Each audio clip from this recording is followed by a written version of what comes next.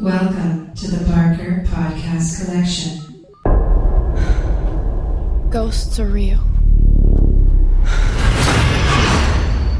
This much I know.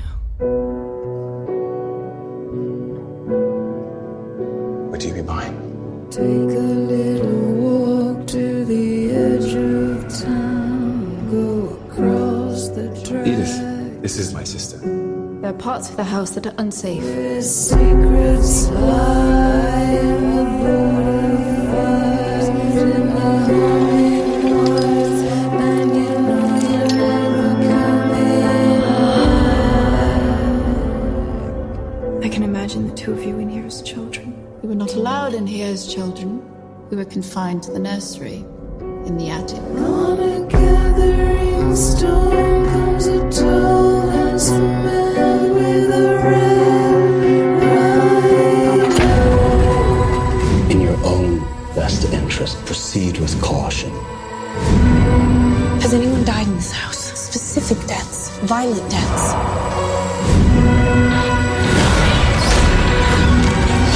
I have to leave. I'm here to take you away. There's nowhere else to go. This is your home now.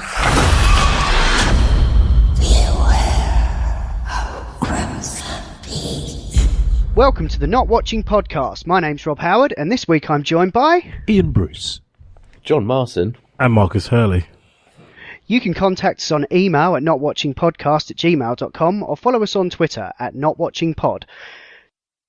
Me, John, and Marcus went to see Crimson Peak the other week, the new movie by Guillermo Del Toro. What did you guys think? When I left the cinema, I got to admit, I was very disappointed. But that's because I think I was a victim of partly the marketing machine and partly my own expectations. I've realised now that it's what it's supposed to be, and then in hindsight, I'm thinking it's not a bad film for what it's supposed to be. I went in there expecting it to be a full-on horror experience, and my adrenaline was getting pumped up by things like funny you mentioned the Paranormal Activity trailer, and stuff. Yeah, so it's kind of like everything gets your blood going, and then the opening to the film just continues that, and then it then you're like, and then it peters out. This is a love story, isn't it? Yeah. It's a gothic romance is what he's called it, and I think it's the trailer that is misselling it, really. Yeah, definitely. Before we went to see it, Suze couldn't contain herself and started up the trailer, and I could hear just screams and shrieks and weird sinister music, and I thought, no, don't spoil it. And then that was it. I thought, okay, yeah, it is going to be scary. They are marketing this as a full-on fright fest. And I thought with Del Toro's sort of vision and his, the way he makes everything look creepy, especially if people compare it to like Pan's Labyrinth, I was expecting to basically come home and have to change my trousers. But yeah, so what the film's about then is basically you've got Mia Wasikowska, don't know if that's how you say it. Her character basically is a writer, and she's in Buffalo in New York, and then Tom Hiddleston's character and his sister, played by Jessica Chastain, turn up, and he's basically got he's like an industrialist, he's like an inventor. He's got this kind of mining machine that he's trying to dig up all this red clay that their house sits on. So of course you have this brilliant aesthetic of the red clay seeping up through the snow, and the house itself is a wreck. It's not even got a roof on it. and so, yeah, of course, it looks fantastic. But, it's not what the poster or the trailer is selling you at all. And so, yeah, I came out myself feeling like, yeah, that really wasn't what I was expecting. So, yeah. Yeah, I was pretty bummed when I watched it, but I think if I watch it again with lower expectations and an understanding of what it's meant to be about, like Marcus was saying, then I should probably enjoy it second time around. Yeah, I mean, it's still got that brilliant look to it. I would say some of the ghosts in it, because there are ghosts in it, I thought the CG on it was a bit ropey. And I'm normally not that. I don't normally notice stuff like that, to be honest. But they looked really amateurish compared to the one at the start, which I think probably had some element of prosthetics. But I think it might have been just the way that they are, because the first one was more ethereal, which, even though it was sinister, was supposed to be otherworldly, whereas the other two, or the other ones were more like ghouls, almost like zombies. Yeah.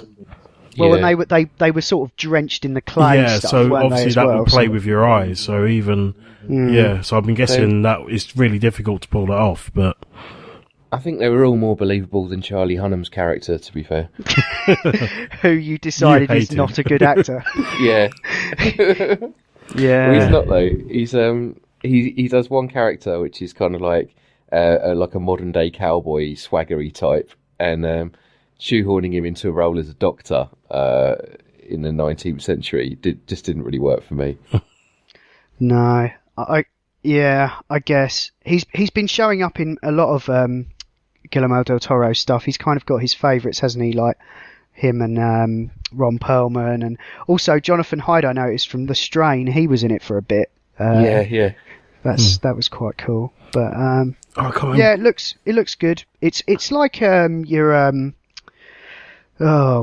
like your proper old classic romance novel, isn't it? Really, but through his lens, sort of. Yeah, pretty much. Like a Del Toro version of like Scrooged. Well, that'd be certainly be interesting to see. It was cool to see. I tried looking up his name before, but I didn't get a chance to. Guy who played Bobby Singer from Supernatural as her dad. That kind of made me smile. Yeah. He was actually pretty good. Seeing him actually, yeah, he was in actually a big pretty good at that movie. role as well. Yeah, no, I'd say it's not terrible. It's just not a horror film, and if you go in realising that, then you might be pleasantly surprised. Yeah, but I think that's the fault of the studio rather than Del Toro, because he always has his vision, and this might end up being his Mimic Part 2. You know how it certainly had a lot of links to that, like the moths and stuff, like on the walls. Definitely reminded me of that. No one's jaw split in half. I was expecting that at some point in the film. Yeah. Whenever he does a monster or a vampire or whatever, the jaw always opens and then splits in half, and that. Yeah, like Predator style. Yeah. Yeah. Ian, did you want to do a quick bit on The Martian? I guarantee you that at some point, everything's going to go south on you. Ready? You're going to say, this is it. What's up, buddy? This is how I end. Commander, Mark is dead. We have to go now. Now, you can either accept that, or you can get to work. This will come as quite a shock to my crewmates and to NASA. But I'm alive. Surprise. Here's the problem. It's going to be 4 years for another mission to reach me. And I'm going to have designed to last 31 days. So I got to make water and grow food on a planet where nothing grows. He's 50 million miles from home. What the hell is he thinking right now? I am the greatest botanist on this planet. There must be some kind of way out of here. I know how to save Mark Watney. We need the Hermes crew. I'm not risking their lives. It's bigger than one person. No, it's not. NASA rejected the mission. So if we do this, We're talking mutiny. If anything goes wrong, we die. No matter what happens, tell the world, tell my family that I will never stop fighting to make it home.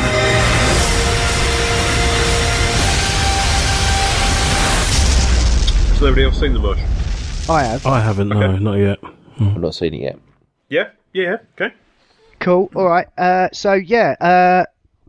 The latest Ridley Scott movie, The Martian, based on a book by Andy Weir. Did I remember that off the top of my head right?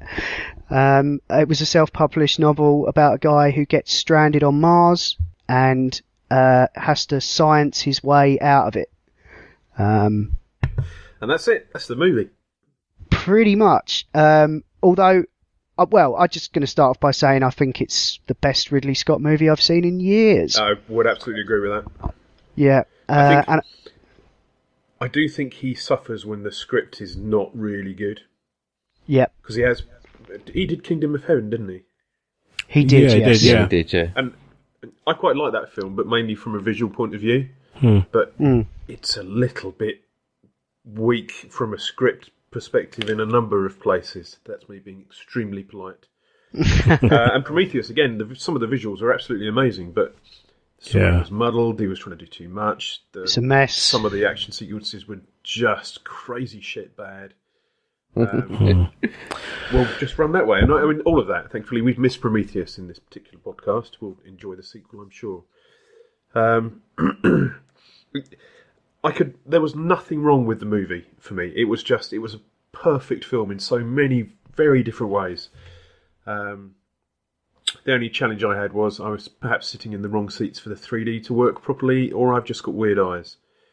But the story was great, the performances were great, the visuals were stunning. And I don't want a sequel. I want him to take what he did there and do it in another film with new IP or another book or something. Well, I think the next thing he's doing is it was going to be Prometheus 2, but he's recently said now that it's not that, and it's going to be Alien Paradise Lost, whatever that means. Prometheus 2. I think that's Prometheus 2. That's Prometheus 2, but they're remarketing it because Prometheus was a bag of shit, so they're... Yeah. Well, I think said that the alien won't appear until the third one in the trilogy. So it's just... I think he's decided to stop. Rubbish, then. I think he's decided to stop playing about and just admit it's tied to it. Because with Prometheus, he said it's set in the same universe, but it's not Alien. And then when we went to go and see it, you see in like murals on the wall, and you kind of think it's the same race. You can't say that. It's ridiculous to even say that. They're flying around in the same ships. It is Alien. He also has the challenge of Alien 5 possibly being done at the same time. Well, there's talk that this stuff might hold that up, apparently. Really? Oh, really? Well, it could do. I would rather see... I can't remember the director's name. Neil Blomkamp, I think. Thank you very much. Yeah. I would rather see his vision of Alien. That world. In the same way that Cameron was such a massive fan of the first film, he wanted to take what was there and make it his own thing, but take it a step further. Yeah. I think the Neil fella wants to do exactly the same thing. He's such a massive fan. Yeah.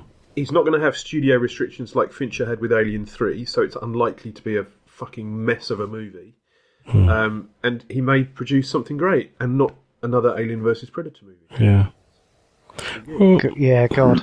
The two of them could work together, the Scott sequel and the Alien 5 film. Yeah, because Blomkamp said that he's not a big fan of the actual process of making films, but he loves all the conceptual design and writing it and stuff. And the world building, isn't it? Yeah. Did he do Elysium as well? Yeah. That wasn't... maybe that was just his difficult second album. Yeah, I think so. Or maybe he was just pushed, like, studio. Because it's Matt Damon, and it's like, we want it to be an action film. And that's what it turned into. It turned into Call of Duty in space, didn't it, really? Yeah, it did kind of feel like it felt like a studio push. Yeah. Anyway, sorry, The Martian. Yeah, that's all right. That's a whole podcast right there, the Alien 5 discussion. Oh, yeah. I saw it with my wife, who was also blown away. She's not a big fan of sci-fi, but she's not a big fan of pew-pew monster sci-fi, but she loves proper sciencey stuff. And this, I didn't think this was overly sciencey. There was a lot of botany in there as he tries to figure out what he's going to eat and stuff. Potatoes. That was a bit racist. Sorry, Ireland. Oh, was that Irish? Oh! Wow, tough crowd. But yeah, it was great. Jessica Chastain was awesome in it. Everybody back on Earth was awesome. It's a great cast, actually. There's some great people. Even Sean Bean turned up. Wow. And he didn't. I did laugh about that. He started doing that a lot now. He turns up in stuff and not dying. It's weirded me out. Yeah. He probably dies in the director's cut. Probably, yeah.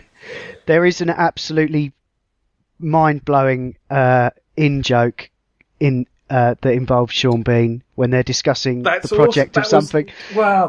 That's amazing. I was just like, that was so whoa, amazing. This film has swallowed itself, Yeah, and that was- oh my god, how it was- amazing!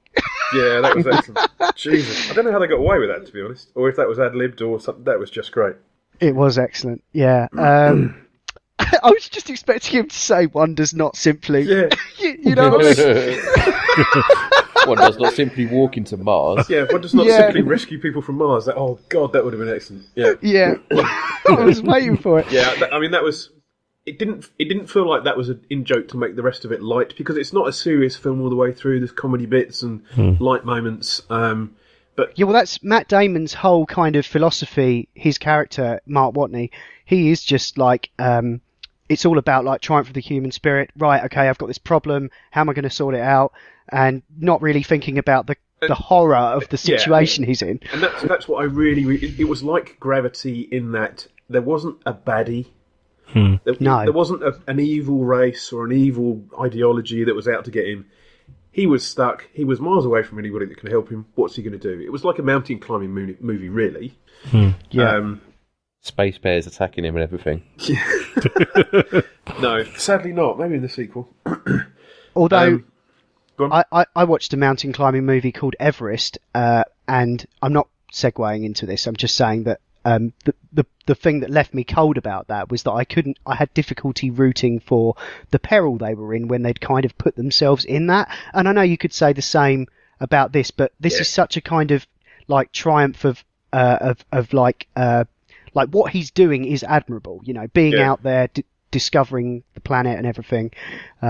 It's a remarkable feat. So you can't help but feel for the guy when he's trapped up there. It really got me at a number of places.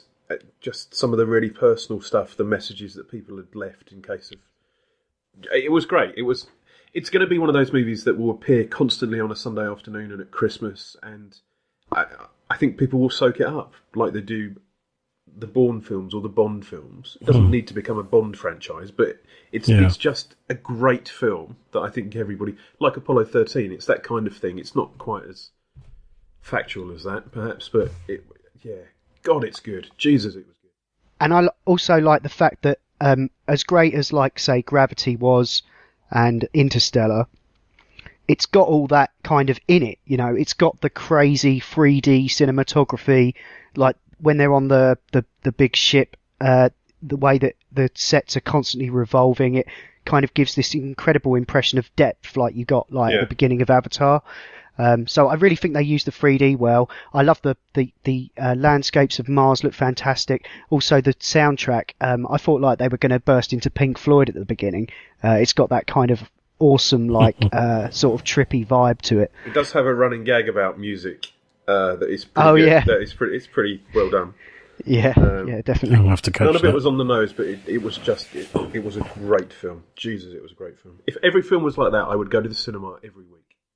Yeah. Wow. Sadly, Do every I need film to is- see it at the cinema then, or can I get away with it on Blu-ray? I think it would still be enjoyable on Blu-ray, and I'm certainly going to get it when it comes out. Maybe some of the visuals would work better on a bigger screen. Okay. Yeah, the 3D was good. It was shot in 3D. So Okay, I think bits of it were. no, apparently it was all done in 3D. Really? Well, yeah, maybe not every single bit, but Okay. when I went to the site where you go to find out where things are shot in 3D, that came up. So Is this 3D.com? yeah, I don't think it was a 3D. post. Yeah. I don't think it was a post Okay. job. But yeah, I think it's still riding quite high in the charts, so you won't have any trouble going to seek it out now, I don't think. I would recommend you see it at the cinema and then buy the Blu-ray. Cool. Okay. Yeah, we'll do. That's how good I think it was. Yeah. Well, that was a really Cool. good review of it. I mean, yeah, on that recommendation, I think definitely. I thought it was just it's- go and see it. It was amazing. It's riding high in my movies of the year so far. I think. It is So- my movie of the year. Oh, spoiler. Spoiler. Never know. There is a certain other film coming out this year, so who knows? Yeah, but I think I'm just going to discount that. Otherwise, It's not fair. It's like giving Game of Thrones the award for best TV show or something. Maybe. Nork's always on display. Yeah. Hey, which film are we talking about here? The Martian. Oh. Game of Thrones. I was talking about Star Wars, but there's that one. Yeah, there's that one. Yeah. This has been the Not Watching Podcast in partnership with notlistening.co.uk, where you can also hear myself and Ian talk about video games and virtual reality on the Not Playing Podcast, and Adam, Ash and Will talk about all manner of funny things on the Not Listening Podcast. Please email us your thoughts on the show at notwatchingpodcast@gmail.com. You can tweet or follow us on Twitter at notwatchingpod. You can find the show notes for this show at notlistening.co.uk, and if you're listening to us on iTunes, please do give us a review. Anyway, that's all for now. Thanks for listening. See ya!